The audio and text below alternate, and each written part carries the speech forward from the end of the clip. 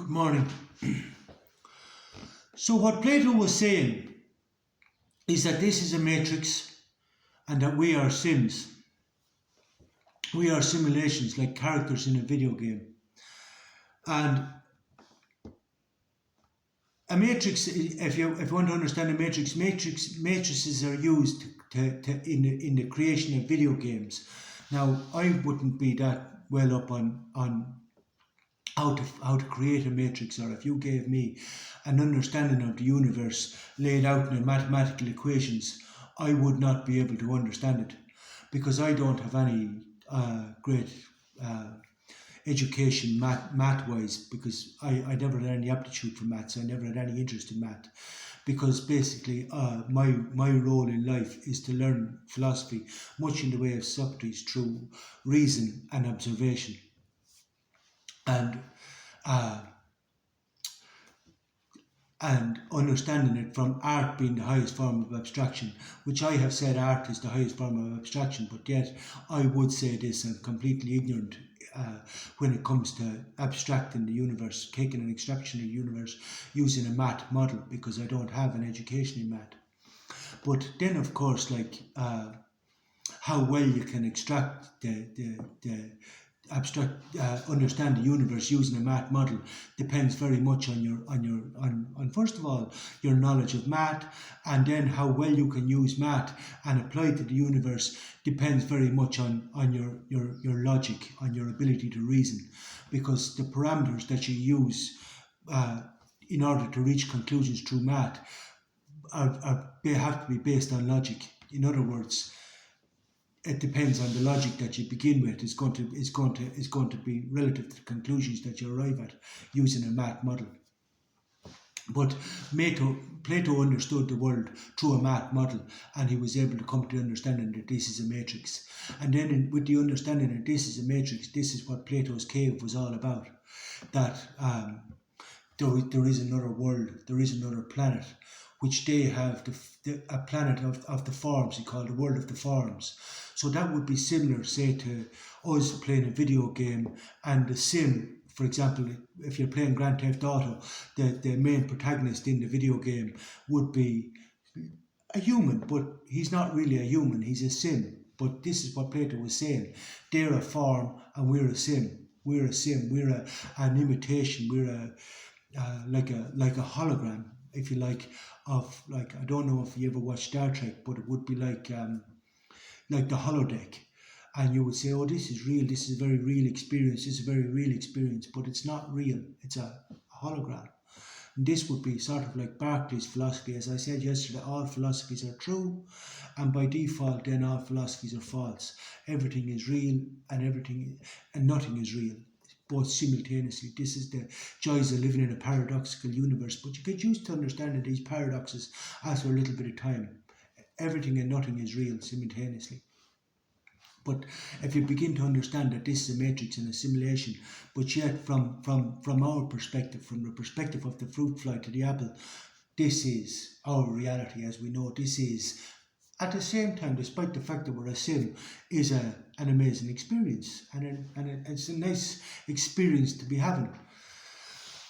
Regardless of how we're formulated or put together, but you have to understand then how little control you have as a sim, and when you realize how little control you have, then you can start to focus on what is within your control. And the important thing is, while it's important to realize how little control you have, not to relinquish what control you do have.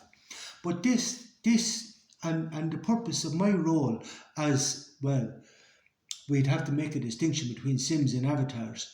Now, if we were to make a distinction between a sim and an avatar, I would again have to use art.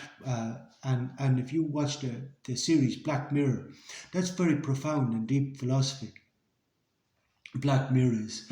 But for this morning, I would suggest one episode of Black Mirror called Striking Vipers, in which they play in this Street Fighter game. So they play the Street Fighter game. You have two characters in the game. They play against each other, and this would be like, say, normal sims, say, or even non-player. There's non-player characters in these video games.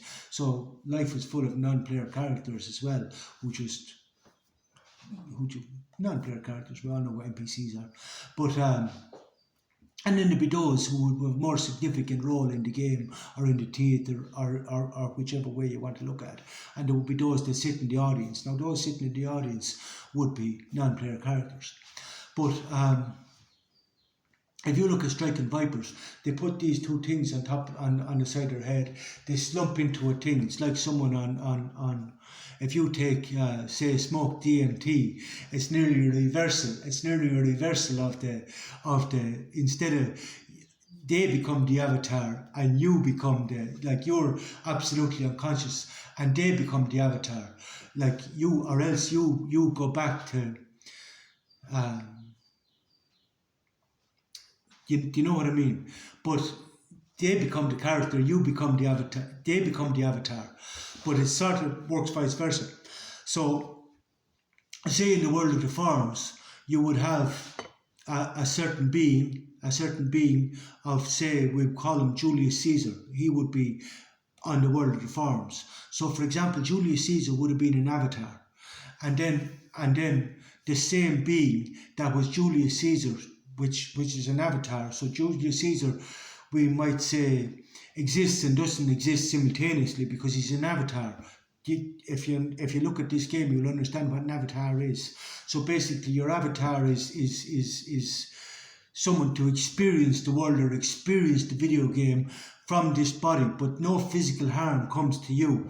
But yet you feel everything, you see everything, you experience it in reality, but no physical harm comes to you, because this is why they call them gods. This is why they call them gods. So, for example, like this person who has quite a significant role in creating this game and a significant character in this game would be an avatar. So, for example, Julius Caesar would be one, David Bowie would have been one, Napoleon would have been one. These are avatars. Alexander the Great also, but these are deified then, because obviously, well, this is part of the game. Don't forget, you can't control your thoughts. And basically, this is why Plato said there's a rational order to the universe, that it's all controlled, that the whole matrix is controlled. There's an overarching narrative. So it's a theatre, it's a game, whichever way you want to view it. But we can view it through any model we want. But as Plato said, it's a simulation, and he worked this out.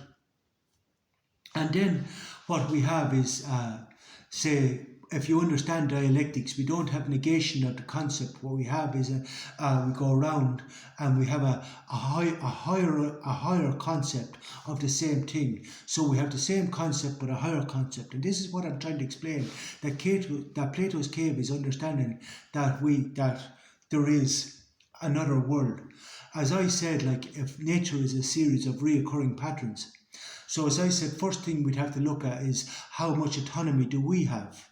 So how little control we have, and then focus on what control we do have.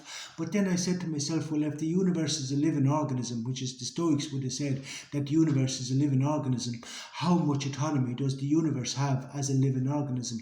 How much autonomy does it have as a living organism? Well, if it's a matrix, it doesn't have, it has autonomy relative to our autonomy. It's a matrix, but somebody has to design the matrix, run the matrix. You know, someone has to program the matrix that follows in a certain pattern. And this is why they say there is a rational order to the universe. There's even order in the chaos. So this is the Christians then went, because they would be the next sim, but this would be, say, a different avatar. So we have the strong and the weak. So for example, like Socrates would have said, like Socrates, who had a daemon, so he would have been an avatar. He had a daemon. He would have had a voice. We could say 2 in 1. Similar to myself, I often make reference to my soul. So as I say, you are me and I am you. But at the same time, I'm separate from him, but at the same time I don't have that much autonomy, because we have an agreement that we work together. Now this is what gives him freedom, is the fact that I don't impose my morality on anything, I don't impose my ego on anything, I don't impose my free will on anything. And basically, like, I don't we talk about things, and then that's the agreement that we have, that don't have me stumble blindly through life. Don't treat me like a machine. We can talk about things, and then I can enjoy the experience as long as I'm not stumbling blindly through life. As long as you teach me about life, teaching me about what exactly we're doing, what the plan is. I'll drive, you navigate. Basically, that's the deal that we have. But that would make me an avatar. But then when I come on here saying to you to talk to your soul, the reality is that you don't have one.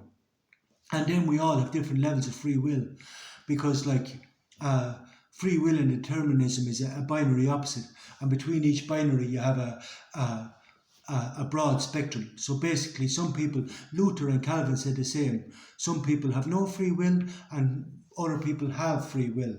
But we're not all the same. We're all completely different individuals. But in order to evolve the game, for example, the game does evolve. Like, as the game evolves and you teach some Sims how to build aeroplanes, now Sims can fly from one country to another. The parameters of the game increases. Like, for example, once Plato started to understand the world through a maths model, or Pythagoras understood the world through a maths model, he programs Plato, and then Plato then programmed many others. So we're able to have architecture.